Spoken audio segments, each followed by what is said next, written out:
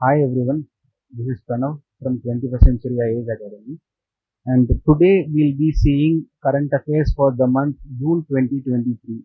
So we all know that APPSC Group 1 and Group 2 examinations are scheduled very soon, and we all know how important our current affairs is for your preliminary examination and for your mains examinations also. So today we'll be seeing few most important current affairs topics, approximately 50 topics in two parts, which are curated by my team and which are high probable topics, and we'll be seeing it one after the other. So please follow the lecture throughout and get to know content from it. And if there is any doubts, put your doubts in the comment section below so that we'll be able to answer your doubts. So as you can see, there is a number of content in your first two pages of your file, and the file will be provided below in the description link. So please download the file and have the file with you while you see the videos all along. Okay, so we'll start now.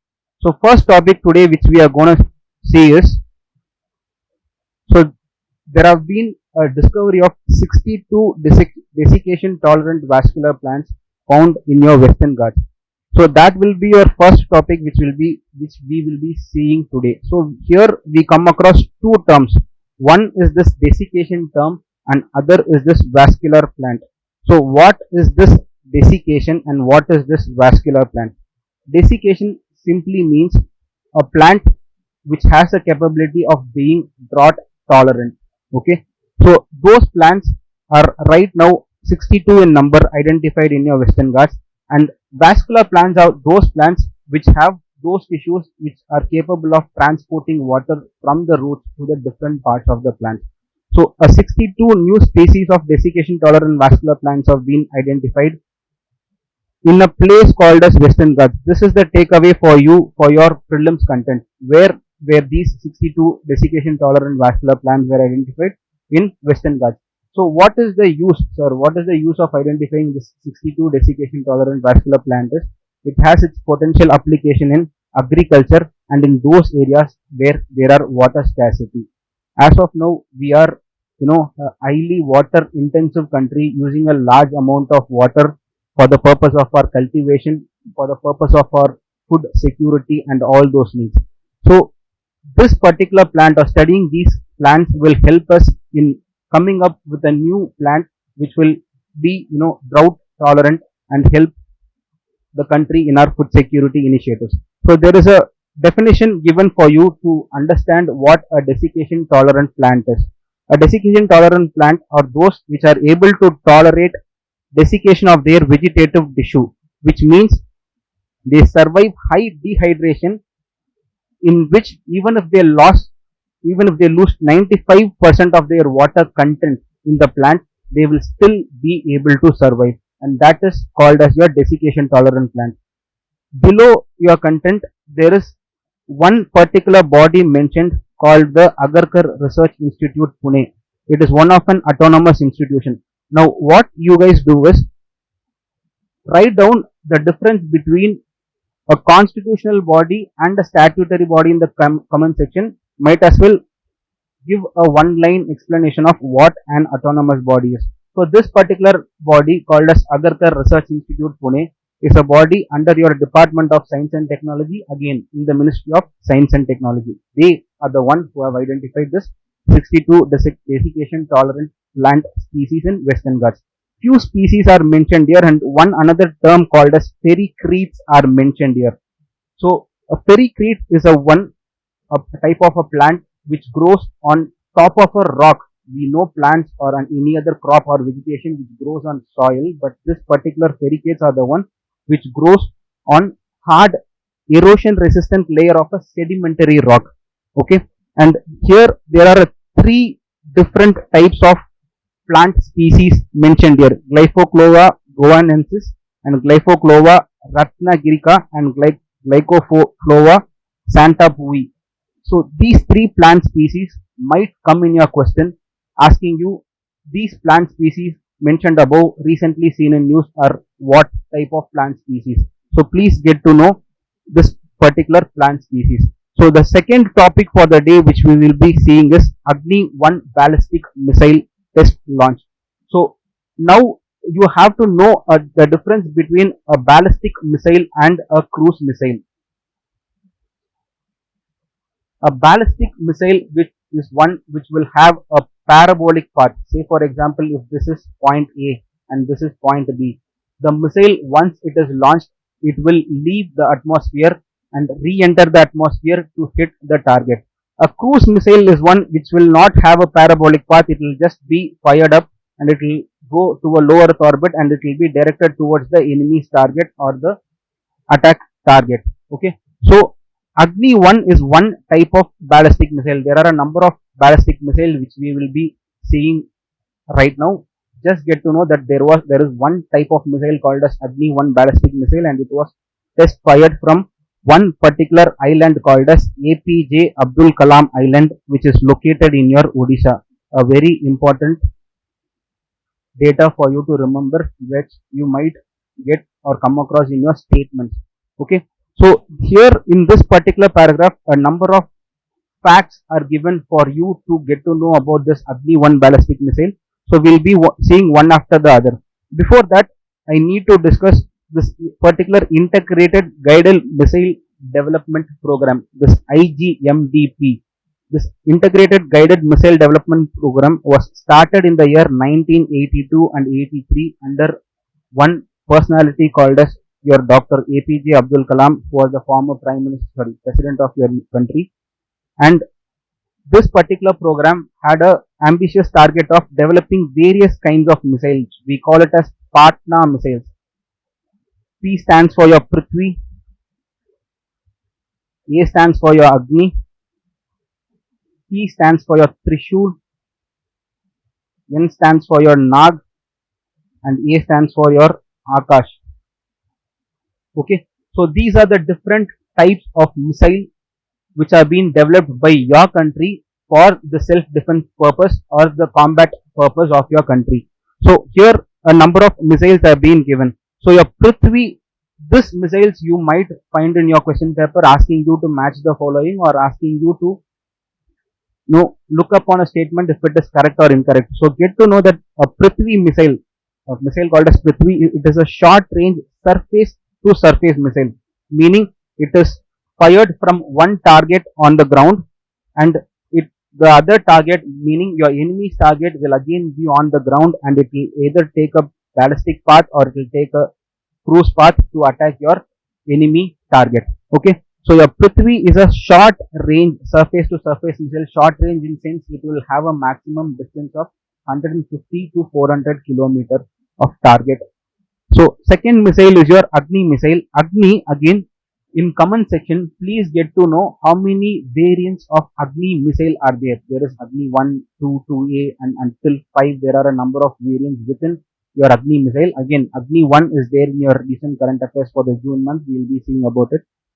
So you get to know how many variants of Agni missile are there and please put it in the comment section. Agni missile is a long range, again surface to surface missile. This is where you will have to focus on what type of range it is and what is it. It is a surface to surface or surface to air missile. That is what you wanted to know. So third one is your Trishul missile, which is a short range surface to air missile. Again, Trishul, you know what a Trishul is. All our women deities have a Trishul in their hand. So it is a surface to air missile. Say for example, if an enemy target has to be counted mid-air, if an enemy aircraft is entering your borders and you have to counter that particular enemy aircraft inside your borders, you will have this particular missile comes into picture called the Trishul missile. So next missile is your Nag missile, which is an anti-tank guided missile. The name sounds it is self-explanatory. There are enemy tanks, even we have tanks and there are enemy tanks. So this particular missile is designed and its target will be tanks of your enemies. And the last missile is your Akash missile. It is again a surface to air missile like that of your Trishul. So these two are surface to air missile and these two are surface to surface missile. So these are the 5 missiles of your integrated missile development program, which was started way back in the year 1982 under the leadership of our former president Dr. APJ Abdul Kalam, among which we will be seeing only one particular missile which is called as your first Agni 1 missile. Okay, so here there are a number of facts for you to know which you might find in your statements. So please go through this particular box carefully, which is which says that your Agni 1 is a ballistic missile. It is a medium range ballistic missile having a range of up to 700 to 900 kilometers. I told you short range will be approximately from 150 to 400 kilometers, and Agni 1 is a medium range missile which will have a range of up to 700 to 900 kilometers. So it is a single stage solid fuel missile. This particular point is very important. They might ask you how many stages are there in your PSLV or GSLV or in your missile, which also functions more or less in the same technology. How many stages are there? Stages are nothing but one particular fuel cylinder which will be loaded with a solid fuel, any solid fuel, say for example S200 or any other solid fuel, which will give the necessary thrust for the missile to travel from your location to the desired enemy target. Okay, so it is a single stage solid fuel missile. And the third point is it is capable of carrying a nuclear warhead with an estimated payload of up to 1000 kilometers. Payload is nothing but the amount or the quantity of this explosive which your missile is going to carry. So this particular missile is having a payload capacity of up to 1000 kilometers. Okay, so the latest technology added is it includes a new guidance system. Okay, so since this new guidance system is added, the missile will have a very high accuracy of accurately going and destroying the target. Okay, see, this particular point is very important. It is road mobile, meaning this particular Agni 1 missile can be carried in any of your moving vehicles, any of the army vehicles, and it can be stationed at any one particular point from where it can be fired. Okay, Agni 1 was first test fired in the year 2002 and it came into force in the year 2007. These are the next 2 points, and I have already have told you that this particular integrated missile development program was started in the year 1983, 82-83. Okay, so the third particular topic which we will be seeing for today is the green Panaka to restore wastewater disposed during crude oil excavation and processing. So we all know, India is an oil dependent country. We import our oil from the Middle East country. We also have our own oil resources. From Russia we import, from Latin American countries we import. So during the process of excavation of this particular crude oil, which is in high demand all over the world, there is a number of water which is lost. We as a country, India also have oil resources in our country. Please get to know where all there are crude oil reserves found in our country and put that in comment section. I'll give you one example. There is one place called as Big Boy region in Assam where crude oil reserves are found. And in South India or in the Deccan Peninsula also there are a number of areas where crude oil reserves are found, but it is not up to a level in which it can be extracted. So please get to know where crude oil reserves in India are found. So this particular article deals with that one particular mixture. The name of it is called as Wonder Mixture. Okay, this Wonder Mixture is now being identified by this particular body called as Institute of Advanced Study in Science and Technology in Guwahati. Okay, so this particular organization has come up with a new finding called as Wonder Mixture, which will help in treating that wastewater which was created during the process of excavation of your crude oil. Okay, so what is this Wonder Mixture now? It is a mixture which contains this plant based biomaterial plus biosurfactant and nitrogen, phosphorus and potassium fertilizer. It is a mixture of all these three products. One is your plant based biomaterial, and the second is your biosurfactant, and the third is your nitrogen, phosphorus and potassium fertilizer, which can help in efficient restoration of formation water. So here two terms we come across. One is your formation water and second is your Wonder Mixture. Formation water again is the water which is released when crude oil is being excavated, and Wonder Mixture is the one which is used to curate this particular formation water. Okay, so Wonder Mixture not only prevents environmental pollution caused by the formation of water, but also renders treated water reusable for various purposes. This particular treated water which is curated by this Wonder Mixture can also later be used in agricultural purpose for the production of agricultural crops. That is what is given in this particular point. Okay, so this particular body IASST is the body which is under the Department of Science and Technology, again under the Ministry of Science and Technology, is the one to come up with this particular invention called as the wonder mixture. Okay, with that your third article comes to an end. The next topic is the fourth article. The fourth article reads like this: Union Minister for Jal Shakti, Sri Gajendra Singh Shekhawat, launches a portal, a unified registration portal for a scheme called as Gobardhan. See, this particular scheme for the last 2-3 years it has time and again in use. So please get to know what this particular scheme is, and we will also be giving you quite a number of content. So this particular, what is the need for this particular portal at this particular point of time? See, first thing you need to know what a biogas is. Okay, a biogas is the one which is obtained from waste such as your cattle dung, agricultural residue and other organic waste.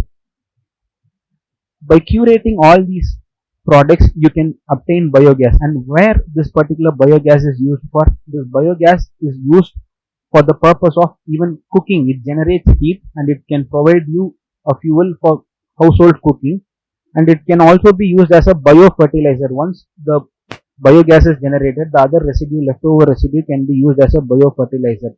So this is one alternative source of energy. India being a highly populated country of 1.4 billion, India is a highly energy dependent country, importing all of its energy or most of its energy resources from the West Asian countries.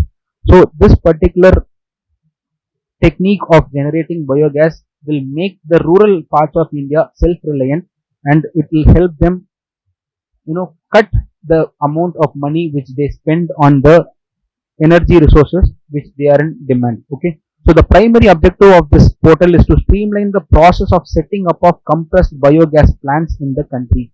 Say for example, you and me, any individual or in any cooperative society, if they want to set up a biogas plant in their home or in their agricultural land, they can approach this particular portal for registration and for tracking.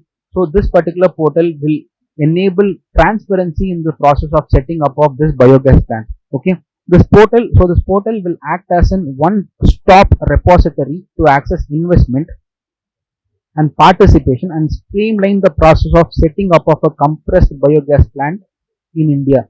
So you can access it, you can enroll, you can apply, you can access, you can know the fund allocation, and it will in a way unify the process of setting up a biogas plant in the country.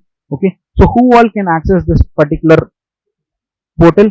Any state government, any state or union territory government, cooperative societies or a private entity like you and me can set up a biogas plant or a bio CNG plant in India, can enroll in this portal and obtain a registration number. Okay, so what is this particular Gobardhan scheme? Gobardhan, GOBAR, stands for Galvanizing Organic Bio Agro Resources Dhan, is a name of this particular scheme. It is an initiative of Government of India. Okay, this particular scheme was launched in the year 2018, and since then it is functionable for the past 5 years, in a way growing its ambit to different parts of the country, to rural parts of the country, making sure that the rural parts or the villages of the country are self-reliant, getting their energy resources from whatsoever residues it is available for them. And this particular scheme was launched in the year 2018 as a national priority project under the Swachh Bharat Gramin Phase 2 program. Okay, so Swachh Bharat Abhiyan, as we all know, it is a Clean India campaign. It has two components of rural and urban component.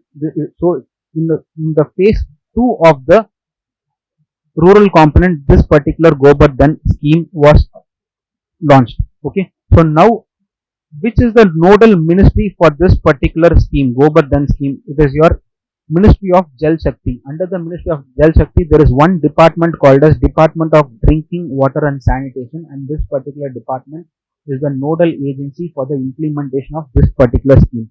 Okay, so this particular tabular column deals with what are all the objectives and what are all the potential benefits of this particular scheme called as your Gobardhan scheme, and a particular portal is also now launched for it. So it helps villages to safely manage the waste, say for example cattle waste, agricultural waste, and in long run any other organic waste. So first objective is to manage all those waste which is generated in the rural parts of the country.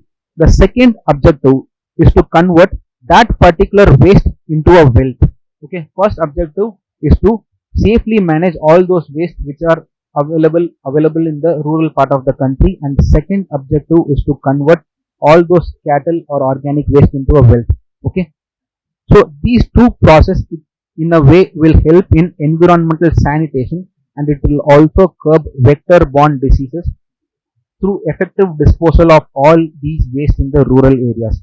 So these are the primary objectives of this particular Govardhan scheme. So what are all the potential benefits? So look upon here. The first potential benefit is it is an effective way of managing the biodegradable waste. So second potential benefit is it will in a way reduce the greenhouse gases emissions. All we emit from our fossil fuels, crude oil sources, that particular emissions or the greenhouse gases emissions can be reduced from implementing this particular scheme. So the third potential benefit is that there will be a reduction in the import of crude oil. As of now, we are majorly dependent on West Asian countries for most of our energy needs, from which we get our LPG also. Our LPG contains propane and butane, all those LPG which we use in our home. That can be replaced with this particular biogas which is obtained from this Govardhan scheme. So the fourth benefit or the potential benefit is it will also in a way create employment opportunities for the rural youth and our rural women in the country, and it will in a way boost entrepreneurship in the rural sector of India, which will give them additional income and be self-reliant. Okay, so this is our fourth topic we have seen as of now. So the next topic which we okay, so the fifth topic which we will be seeing for the June 2023 current affairs is the Department of Animal Husbandry and Dairying has celebrated the World Milk Day and Summer Summit in our country. So two particular days we will be coming across. It is a fact you will have to keep in mind. So two factors. One, this particular World Milk Day is celebrated on 1st June of 2023. We'll also see when is the National Milk Day celebrated in our country. So as of now, get to know that the World Milk Day is on 1st of June of any year 2023. Okay, so we are celebrating our 75th year of independence.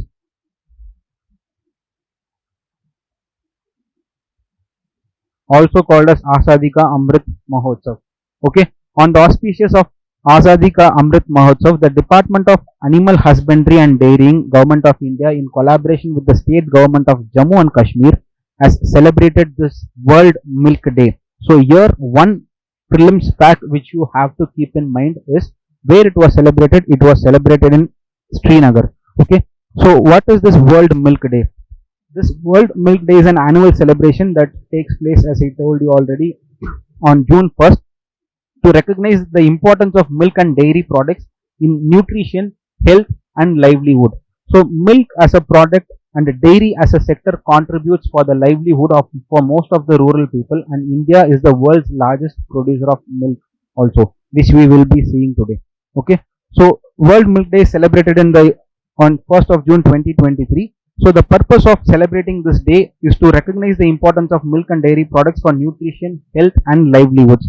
So this particular day was first celebrated since the year 2001, and from then onwards it is celebrated every year, and it was your United Nations Food and Agricultural Organization. It was the body because of which this particular day is observed in more than 80 countries. Okay, the aim is to spread awareness about the importance of the milk, its consumption and the efforts of dairy farmers and the nutritional value it provides for the people. Okay, so the theme for the World Milk Day 2023 is this particular Enjoy Dairy. This theme might come in your statement, so please remember the theme for the World Milk Day 2023 is Enjoy Dairy. So as I told you earlier, World Milk Day is celebrated on 1st June of 2023, but the National Milk Day is celebrated on 26th November every year. Okay, for what reason this particular day is celebrated? Because it is the birth anniversary of this particular personality called as Dr. Verghese Kurian, who was the man behind the milk revolution or white revolution in India. Okay, So the aim behind celebrating National Milk Day on November 26th is to honor Dr. Verghese Kurian, who was born on this day and who was the man behind the creation of this particular cooperative society called as Amul. Okay, so this particular day is also celebrated in our country to educate people about the importance of the milk. So here there are a number of facts given, out of which one particular thing is very important for us as you guys are aspiring for your Andhra Pradesh state group 1 and group 2 examinations. Andhra Pradesh as a state ranks third in overall in the country's milk production. Okay, India is currently the largest producer of milk in the world, amounting approximately up to 23% of milk production globally, and every year it is growing at an annual rate of approximately 8.6% per annum. Okay, so the largest milk producing state, this again you might see in statement, please get to know Uttar Pradesh, highly populated state in our country. That country in a way again is the largest milk producing state, followed by your Rajasthan, which stands second with 11% of total milk production, and Andhra Pradesh at 10% of total milk production. India is also the leading exporter of dairy products in the world, and the major destinations are Bangladesh, UAE, and other South Asian countries. Okay, so that is what we are about to see with this particular topic of Global Day of Milk Production or World Milk Day and National Milk Day. So we'll be also seeing a number of government measures to promote milk production in India. Okay, so there are three particular missions which I would like you to please note it down. The first mission is National Program for Dairy Development.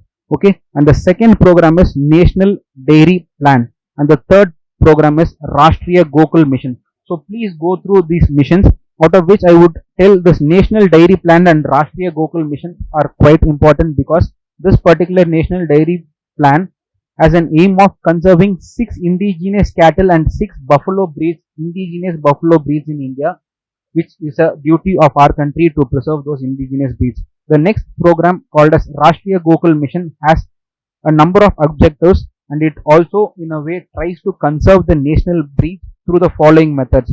First, try and identify the genetic merit bulls for semen production, so that these particular variety of indigenous breeds of bulls can be in a way safeguarded. Second is recording the performance of the breeds, and also making farmers aware of the importance of rearing indigenous breeds. There are a number of breeds which are being imported from the foreign countries, but still we are obliged to safeguard our own native breeds. So that is one of the third method. And the fourth method is training the farmers about rearing the cattle or milk, about the milk production. And the last method is creating a breeder societies, so that people can be educated in a way what are the importance of cattle and what are all the important indigenous breed varieties which can be used for development of milk production in the country. Okay, so next topic which we will be seeing is, researchers in India have now come up with a low cost method to secure long distance communication without overcoming distortion. So India as a country is now aspiring in all the cutting edge fields or technology or sunrise sectors. For example, space technology and in defense technology, India is one of the largest superpowers in case of military. So this particular long distance communication is now an inevitable need for the country, be it in space technology or be it in defense technology. So there are a number of organizations in India which are working on this particular technology called as quantum computing or quantum computing technology. What is this quantum computing technology? You will come across this particular term in a number of topics called as cryptocurrency, artificial intelligence, etc. So this particular quantum computing is now used for long distance communications, and this particular body, scientists at the Raman Research Institute, which is again an autonomous body under the Department of Science and Technology, under Ministry of Science and Technology. This particular body and its scientists have come up with this particular protocol called as BBM92QKD protocol, which will be used for long distance communication. Okay, so this particular body called as Raman Research Institute have been working time and again with ISRO, Indian Space Research Organization, to develop this particular technology of BBM 92 QKD protocol. Okay, so with that we will come to our next topic for the day, or the seventh topic for the day, called the National Commission for Women. So the reason for this particular organization or body in news is they, along with one another organization called as Entrepreneurship Development Institute of India, have announced a launch of 100 entrepreneurship awareness programs, 100 EAPs, okay, focusing especially on women entrepreneurs in the country. Okay, so this our particular body called as the National Commission for Women, along with Entrepreneurship Development Institute of India, have announced the launch of 100 entrepreneurship awareness programs for potential women entrepreneurs across the country. Where did they come up with this particular program? In a place called as, at a university called as Vikram University in Ujjain. So now we will be seeing some factual data about this particular body called as the National Commission for Women. So this is an autonomous body. I told you, I have already asked you to write down in the comment section a difference between the statutory body and the constitutional body.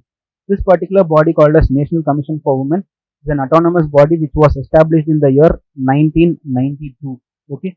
So based on what act? There is one particular act called as this National Commission for Women Act 1990, and under that act, or under the ambit of that particular act, this particular body is created. Okay, so here there are a number of facts given for you which you must go through, and it will help you in solving the statement based questions. Okay, so here there are a number of eligibility conditions given for this particular organization. So this particular act called as the National Commission for Women Act defines the member or the core of the body. So the body says the body will consist of a chairperson and a member secretary, one chairperson plus one member secretary who will be an IAS officer or any officer of All India Service, and plus 5 other members, out of which 2 members, one will be from SC community and one will be from ST community. So this is the composition of this particular body called as the National Commission for Women. Okay, so here the eligibility is given. So eligibility for this particular office called the chairperson of National Commission for Women, it is more or less an appointed office where any woman who is committed to the cause of women can be appointed as the chairperson of this particular organization. Again, 5 members to be appointed for this particular organization can be a person who is experienced in law or trade union or women voluntary organization or administration, health or education. In any of these sectors, a qualified woman can be appointed as the members of this particular National Commission for Women. Okay, and as I told earlier, out of the 5 members, 1 member should be from the scheduled caste community and 1 from the scheduled tribes community. Okay, so as I again told you, member secretary is mostly an IAS officer, a woman IAS officer, can be a person, a member of a civil service or of any All India Service, or who is holding a civil post under the union with appropriate experience. Okay, so the reason for this particular National Commission for Women is this particular body, along with Entrepreneurship Development Institute of India, have come up with a program to launch 100 entrepreneurship awareness programs. I told you in which particular university this particular program is being launched. Okay, so the next particular facts which we will be seeing about is, see, the questions will not be coming directly about National Commission of Women has collaborated with which party and for what purpose. Mostly you will find statements which are framed in and around this particular statutory bodies or constitutional bodies. Here the term of the chairperson and the members are given, which will be around 3 years of tenure. Okay, and again, removal, the procedure for removal is the central government by order or notification can remove or change the members of this particular body. In what grounds a chairperson can be removed again is mentioned here, which most of you will be aware of. If that particular chairperson is adjudged insolvent or engages in something called as office of profit. This particular term most of you would have come across, meaning if we gets paid from two different sources, government sources at the same time, then that particular person will be removed from being the chairperson of this particular body. Okay, and a number of criteria again are mentioned, which more or less is the same for other offices also, which you will be seeing or reading in your polity subject. So along with that, I will move on to one particular content of what are the functions and responsibilities of the National Commission of Women and the powers of National Commission of Women.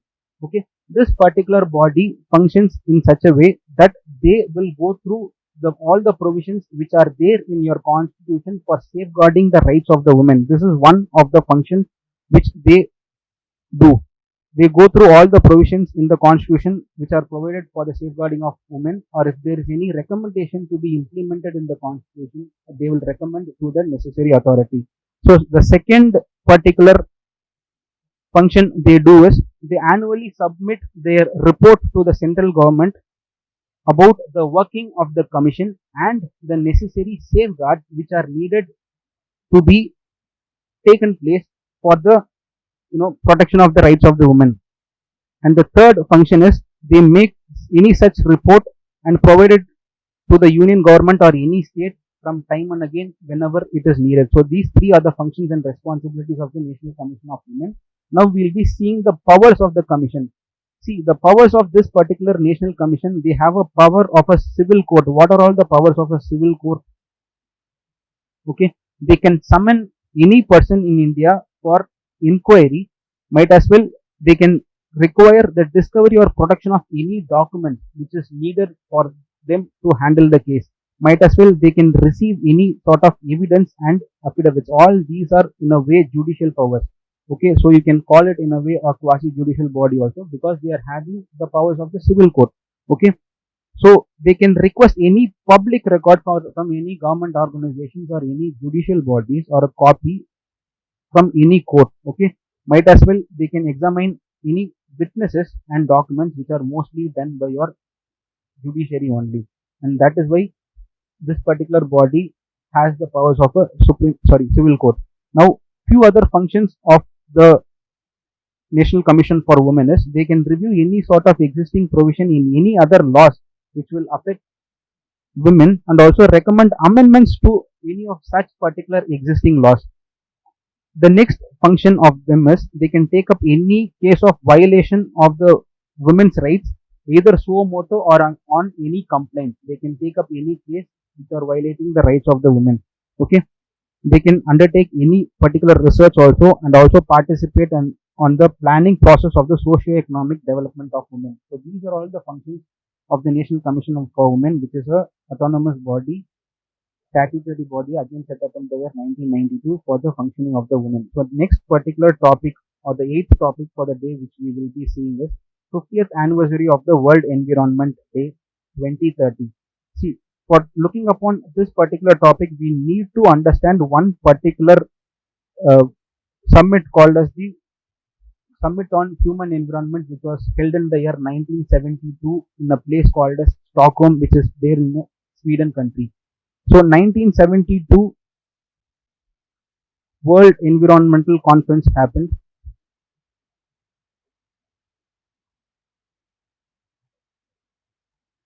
and we are discussing this particular topic on June 2023 current affairs, which is approximately 50th year of your World Environmental Conference, which took place in Sweden, Stockholm.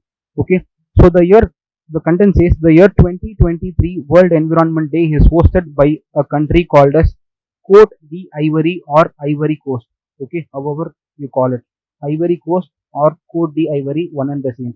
This particular African nation, which is on western part of your African continent, along with a country called as Netherlands, has hosted this 2023 World Environmental Day. Okay, so one another fact which might come in your statement is, when was the last time your India hosted this particular World Environment Day? It was in the year 2018, where India, it was the 45th World Environmental Conference, which was hosted by India, and the theme for that particular World Environment Day was Beat Plastic pollution. Okay, so 2018, India hosted this particular World Environmental Summit, and it is in 2023, two countries, one Western African country called as Ivory Coast, and another is your Netherlands, hosting this particular World Environment Day. Okay, so as I told earlier, 2018 India hosted, and the theme for that particular World Environmental Day is Beat the Plastic Pollution. Okay, so this particular year 2023 marks the 50th anniversary of the World Environmental Day, and hence it becomes important for you to study this particular topic for your prelims. Okay, so we have one particular body called as Bureau of Energy Efficiency, which was established in the year 2002. This particular body, along with one another program called as Collaborative Labeling and Appliances Standard Program, which is an international NGO. Class, the organization is called as Class, which is an international NGO. They hosted something called as Consumer Centric Approaches for E-Cooking Transition in New Delhi. See, we as a country, we are energy dependent country. We are dependent on our LPG supplies for most of the from the West Asian country. So the theme for this particular 2023 year is e-cooking transition. Okay, along with it, we will come across one particular mission called as Mission Life. So this particular e-cooking transition is hosted as a part of Mission Life, and what this particular Mission Life is, we will be seeing right now. Okay, so the objective of the day is every year 5th June World Environmental Day of the United Nations is celebrated to create awareness and action to protect our environment.